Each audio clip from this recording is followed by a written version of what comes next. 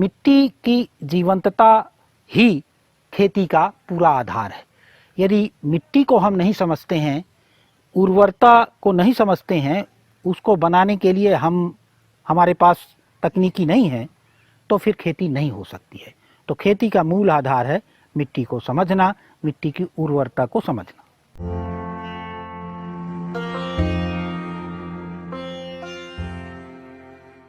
पिछली कड़ी में हमने जाना कि आत्मनिर्भर होकर खेती करने के लिए खेत का चुनाव करते समय किन बातों का ख्याल रखा जाए।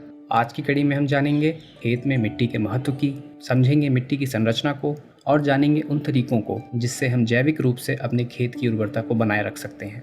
पूरी प्रकृति 4 अवस्थाओं में है: पदार्थ अवस्था, प्राण अवस्था, जीव अवस्था और ज्ञान अवस्था। पदार्थ अवस्था में मणि, धातुएं, पत्थर, मिट्टी।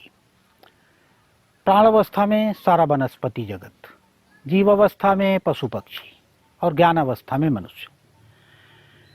पदार्थ अवस्था ही विकसित होकर अन्य 4 अवस्थाओं बनती है। तो पदार्थ अवस्था में मिट्टी ही जीवंत होकर प्राणावस्था का स्वरूप ग्रहण कर लेती है।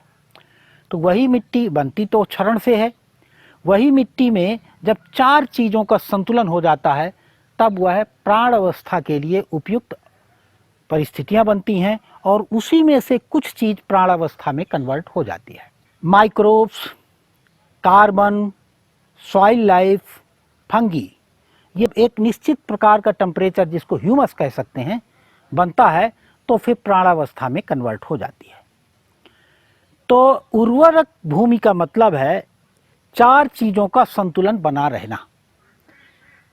सूक्ष्म जीवियों का, पर्याप्त मात्रा में कार्बन हो, क्योंकि कार्बन ही हम उत्पादन के रूप में किसी न किसी रूप में लेते हैं, तो जितना लेते हैं उतना कार्बन उसमें हरदम बना ही रहना चाहिए।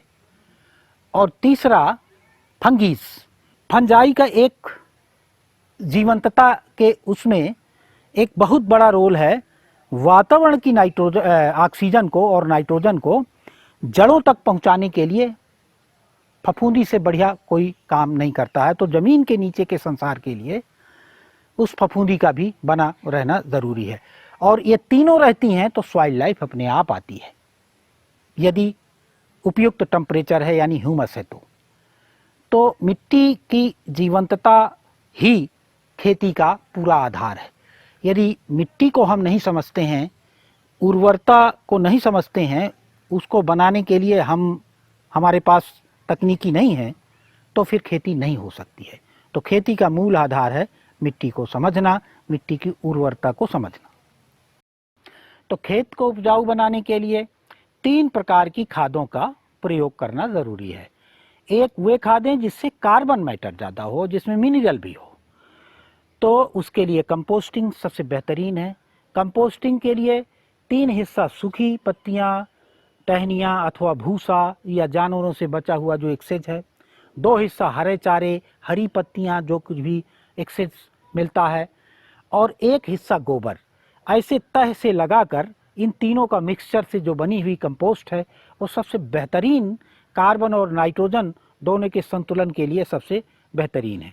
इसमें बस इतना ध्यान देना है, यदि मिनरल चाहिए तो फिर बकरी का कुछ हिस्सा गोबर का चाहिए।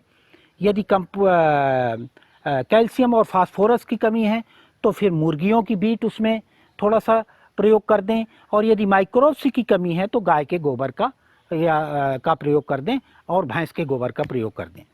दूसरा चीज़ है, यदि माइक्रोब्स की कमी है तो कुछ लिक्विड मैन्योर बना सकते हैं, जैसे जीवामृत बना सकते हैं, या तमाम मटका खाद और जो माइक्रोब्स को बूस्ट करते हैं। एक इंडिजीनियस माइक्रो ऑर्गेनिज्म का भी प्रयोग कर सकते हैं जो चावल से बनता है। चावल को एक लकड़ी के डिब्बे में, जिस खेत में आपको चाहिए उसी खेत के ऐसे जगह में जहाँ पर कभी टच ना किया गया हो, प्राकृतिक रूप से माइक्रोब्स उपलब्ध हों, ऐसे किसी पेड़ के झुरमुट के नीचे 2 दिन के लिए रख दें। फिर उस चावल को उठा लाएं, उसमें माइक्रोब्स ऑटोमेटिक आ जाता है। उसमें 10 गुना गुड़ मिला के उसको एक जार में 7-8 दिन के लिए रख दें, तो वो IMO माने इंडिजीनियस माइक्रो ऑर्गेनिज्म तैयार हो जाता है। इसको आप पानी के माध्यम से अपने खेत में दे सकते हैं। बुआई के पहले भी दे सकते हैं, जो बुआई के बाद भी दे सकते हैं। उसका काम है ज़मीन में उपलब्ध जितना माने मिनरल है, उस कंटेंट को पौधों के भोजन योग्य बना देता है। तीसरी चीज़ की ज़रूरत है ह्यूमस की।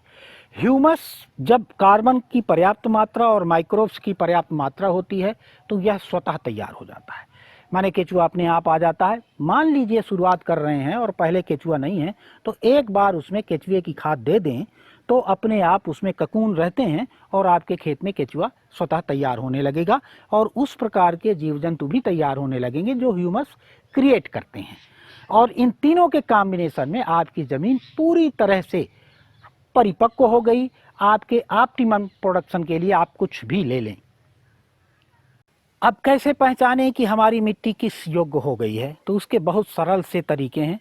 उसमें भुरभुरापन, उसमें आँखों से जो उसका जो स्लेटी कलर का हो जाना, माने कलर से भी पहचान सकते हैं। सूंघ कर उसमें पानी डालने पर एक विशेष प्रकार की माइक्रोब्स की स्मेल आती है, उससे पहचान सकते हैं। तो इस तरह से प्राकृतिक तरीके से भुरभुरेपन से, उसके कलर से। और बहुत अच्छी पहचान तो ये है कि आप मिट्टी को अपने खेत की देखें खोद के, कुछ नीचे तक यदि उसमें पोर्स दिखाई देते हैं, कार्बन कंटेंट माने काली काली कुछ चीज़ें उसमें दिखाई देती हैं, और सबसे बड़ी चीज़ है जो चारे आदि की जड़ें हैं उसको एकदम वाइट होना चाहिए। यदि एकदम सफ़ेद है तो मान लीजिए कि आपकी मिट्टी पूरी तरह से परिपक्व मिट्टी है, खेती करने के लिए उपयुक्त है। तो प्राकृतिक रूप से आँखों से, सूंघ कर, चख कर और भुरभुरेपन से हम मिट्टी के उर्वरता को पहचान सकते हैं। आगे आने वाले वीडियोस की जानकारी समय पर पाने के लिए हमारे YouTube चैनल को सब्सक्राइब करें।